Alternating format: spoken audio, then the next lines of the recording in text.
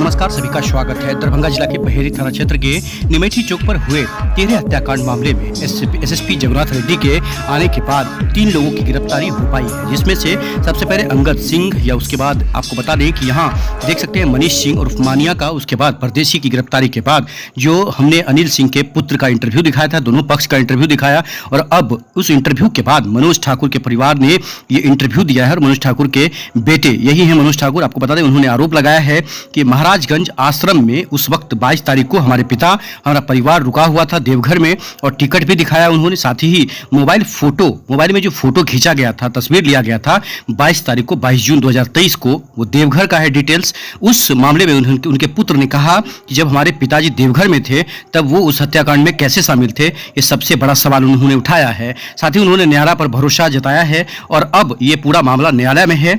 Police भी इसमें कुछ नहीं कर सकती है, न्यायालय में कोर्ट के सामने जो होगा वो होगा। साथ ही आपको बता दें कि जो खासकर मनोज ठाकुर के पुत्र हैं, उन्होंने कहा है कि इसमें हमारे पिता जैसे ही बड़े होते हैं, जो हमारे ऊपर आरोप लगाया गया है मर्डर केस का, उसमें हम मानहानि का केस करेंगे, और हमारा पूरा परिवार छत बिछत हो गया है, हम लोग परेशान हो गए हैं, पूरा परिवार ठीक से रह नहीं पा रहा है। इंटरव्यू सुनिए और जानिए कि आखिरकार मनोज ठाकुर के पुत्र ने क्या कहा है। आपने मीडिया को फ़ोन किया था, भारत उदय समाचार को, क्या कहना चाहते हैं इसके माध्यम से आप?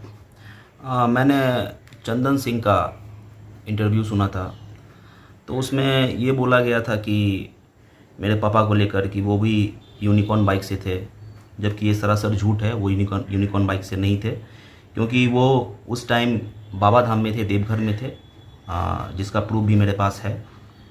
और अगर ज़रूरत पड़े तो कोर्ट में जो है हम वो चीज़ को सबमिट करेंगे फिज़िकली। और ये टिकट रहा जो उनका जो है टिकट मैंने काटा था, 14 जून को काटा था और 21 जून को वो गए थे।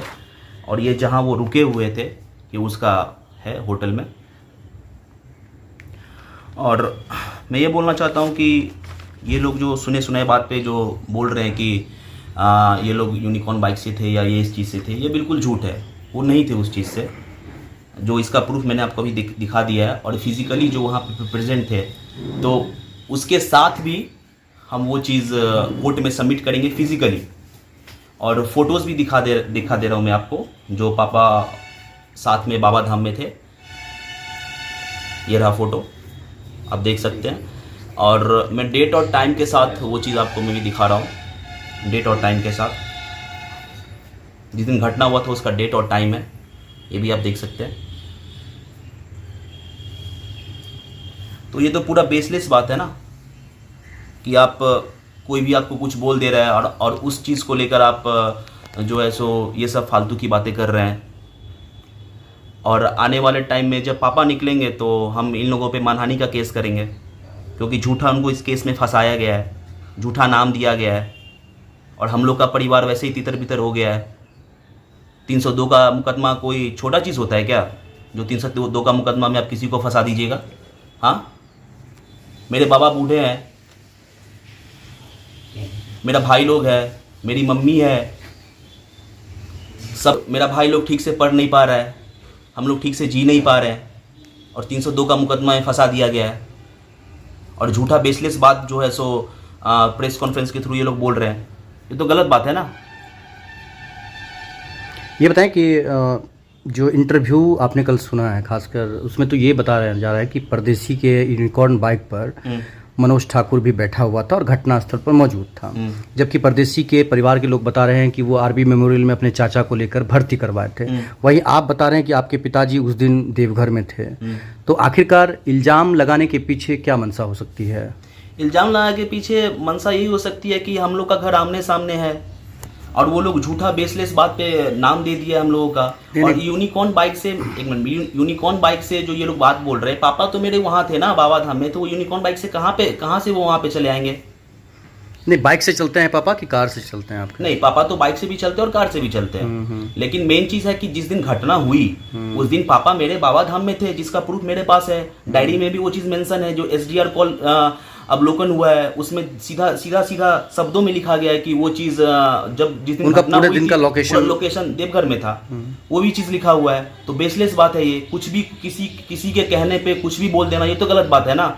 आपके पास जो प्रूफ है तो कोर्ट में सबमिट करिए। हम भी कोर्ट में सबमिट कर रहे हैं फिजिकली। जो जिस दिन वो प्रेजेंट थे वहाँ पे बाबा धाम, जिस दिन घटना हुआ था और जिस दिन प्रेजेंट थे पापा बाबा धाम में, तो वहाँ का आदमी है जो उनके साथ था, जो वहाँ का आदमी है वो जो है सो यहाँ क्या बोल रहे हैं कोर्ट में फिजिकली सबमिट करेंगे प्रूफ के साथ। ये बताएं कि जो हत्या हुई थी उसके बाद इन्होंने जो नाम दिया था 4 लोगों का प्राथमिकी नाम में, उसके आपके पिताजी का भी नाम डाला था जी। तो इतना ज़्यादा आप लोगों के साथ क्या कोई पहले से झगड़ा चल रहा है या क्या है? मतलब नहीं, पहले से झगड़ा नहीं, आपसी थोड़ा थोड़ा रहता था। इसका मतलब ये नहीं है कि वो तो सब जगह होता है, आमने सामने घर रहता तो ऑब्वियस ही बात है वो कहीं पे भी होगा ही। लेकिन इसका मतलब ये थोड़ी ना है कि किसी पे आप 302 का इल्ज़ाम लगा दीजिए किसी के कहने पे, या जो भी चीज़ हो। ये तो बेसलेस बात है ना। और ऊपर से आप बोल रहे कि यूनिकॉर्न बाइक पे थे, वो बिल्कुल भी नहीं थे, एकदम सरासर झूठ बात है। वो बाबा धाम में थे, देवघर में थे, और उसका प्रूफ हम फिजिकली देंगे। पापा आपके सरेंडर कब किए थे कोर्ट में जाकर? 28 अगस्त 2023। मतलब जून में का ये हुआ घटना? जून में घटना हुआ, जुलाई 28 अगस्त को, हाँ 28 अगस्त 2023 को वो 2 महीना। सवाल तो ये भी उठता है ना कि 2 महीना क्यों लग गया इनको सरेंडर करने में, मनोज जी को? 2 महीना उनको सरेंडर करने में, वो बाबा धाम में थे, ठीक है। तो वहाँ से हम लोग जो है सो अपना जो भी प्रूफ देना था वो डीआईजी ऑफिस में भी दिए हुए हैं, ठीक है, सब जगह मेंशन किए हुए हैं। कैसे भेजे थे? पैक्स के मतलब? नहीं, डीआईजी ऑफिस में तो खुद जाके करे थे। और यहाँ पे जितने भी अधिकारी हैं, डीआईजी हुए या फिर बहरी थाना अध्यक्ष हुए, एसपी हुए, डीएसपी हुए, सबको पोस्ट के थ्रू भेजा था, स्पीड पोस्ट के थ्रू भेजा था।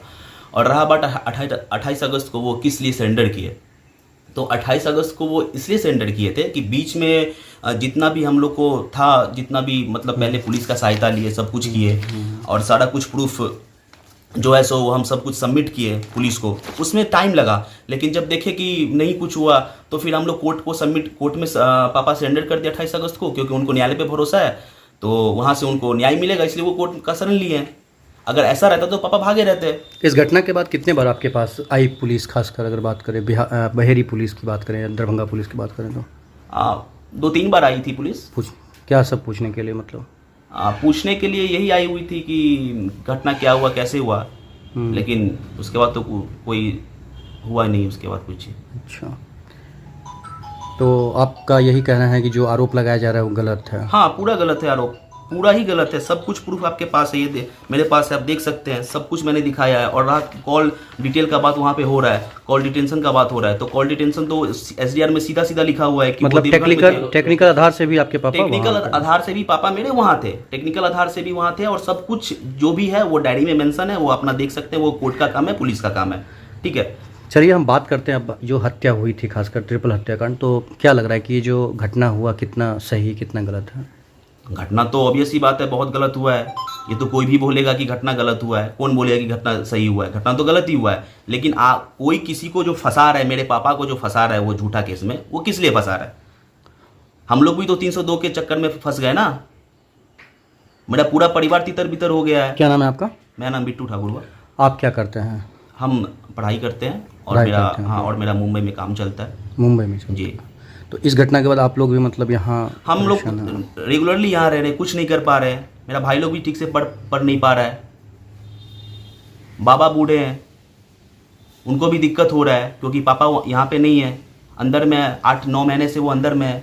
वैसे बिजनेस क्या था इनका, मनोज जी का? क्या मतलब बिजनेस करते थे ये?